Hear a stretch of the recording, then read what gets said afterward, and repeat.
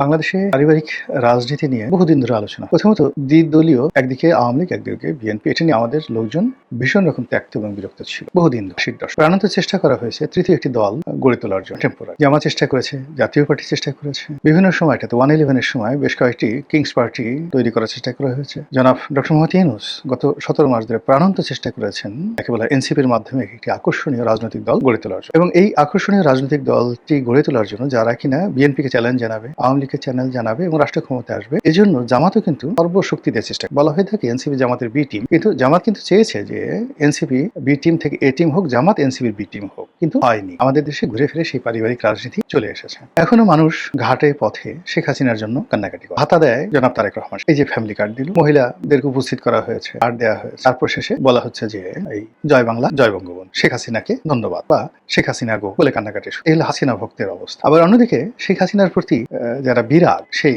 বিরাগ যারা আছে তাদের মধ্যে অনেকে আবার খালেদা জিয়াকে অসম্ভব পছন্দ। এইরকম খালেদা জিয়া এরকম একজন ভক্ত, তার কাছে মোহাম্মদ আরাফাত সাবেক যে তথ্য প্রতিমন্ত্রী ছিলেন, তিনি যে গুলশান থেকে নির্বাচন করলেন, তো সেখানে গেলেন, তো তিনি খুব আগ্রহ নিয়ে সেই শেখ হাসিনার একটা ছবি দেখিয়ে বললেন যে বলেন তো খালাম্মা একে। সে মহিলা বলল এটা হলো হাসিনা মাগি। এখন ক্যামেরা চালানো, আরাফাত কি করবে, তাড়াতাড়ি বলে হায় আল্লাহ কয় কি, এই কথা কয় কি।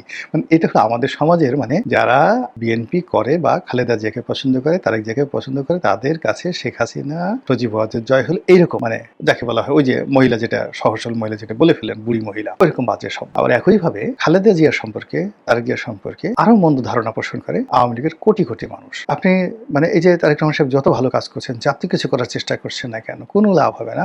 আওয়ামী লীগের লোকজন মরার আগেও বলবে যে শেখ হাসিনা যে কথাগুলো বলে গেছেন, মানে বেগম জিয়া সম্পর্কে বা তারেক জিয়া সম্পর্কে একই কথা তারা বলবেন, এবং তারা বলবেন মরে গেলেও বলবেন শেখ হাসিনা সঠিক আছে। তো এই যে একটা সমীকরণ, মেরুকরণ, এটা কিন্তু এরশাদ জমানাতে প্রবল আকার ধারণ করেছিল, এবং তখন থেকে কিন্তু মানুষ চেয়েছিল যে দুটো রাজনৈতিক দলের বাইরে তৃতীয় ধারা আসুক, এবং ৯০-র গণঅভ্যুত্থানের পরে যে ৩ জোটের যে রূপরেখা হয়েছিল, সেই রূপরেখা আসলে এই ব্যারিয়ারটা ভেঙে দেওয়ার চেষ্টা করা হয়েছিল, কিন্তু এটা হয়নি, আরো মজবুত হয়েছে। তো এখন বাংলাদেশে ঘুরে ফিরে এই দুটো পরিবারের রাজত্ব করে যাচ্ছে। আওয়ামী লীগ টানা ১৭ বছর ধরে শাসন করলো। আসলে আওয়ামী লীগ করেনি, এটা মূলত শেখ পরিবার করেছে। আওয়ামী লীগ শাসন করেনি, এটা মূলত গোপালগঞ্জ করেছে। আওয়ামী লীগ শাসন করেনি, মূলত এটা গ্রেটার ফরিদপুর করেছে, বা ফরিদপুর, বরিশাল, খুলনা বিভাগ করেছে, বাগেরহাট করেছে, শেখেলালের এলাকা করেছে, এরকম বলা হয়ে থাকে। আবার এখন যে রাজনীতি চলছে, সেই রাজনীতিতে কুমিল্লা, ফেনী, বগুড়া রাজনীতি চলছে, দেশ চালাচ্ছে তারা। এখন বগুড়া এটা ময়না পাখি, টিয়া পাখি, শালিক, সেও যদি এসে মানে আপনার সামনে এসে বলে এই আমার বাড়ি বগুড়া, একটা রয়্যাল বেঙ্গল টাইগারকে যদি বলে যে চুপ, এটা একটু শব্দ করবি না, মরে যায়,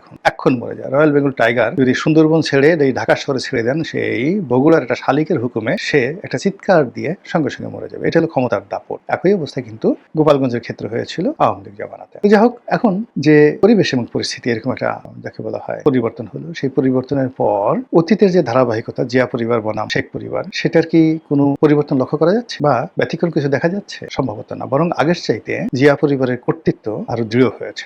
আগে বেগম জিয়া কখনই তার পরিবারকে সামনে আনতেন না, জিয়াউর রহমান তো আনতেন, একেবারে আনতেন না, কিন্তু এখন আপনি দেখুন যে জামাল রহমান সামনে চলে আসছেন, শর্মিলা আহমেদ কোকর যে স্ত্রী তিনি আসছেন, তারপর সেই যাকে বলা হয় তারেক রহমান সাহেবের যে ওয়াইফ, তিনি সামনে চলে আসছেন, ডাক্তার জুবাইদা রহমান। এর বাইরে জুবাইদা রহমানের মা, তিনিও সামনে আসছেন, ফ্রন্ট লাইনে চলে আসছেন।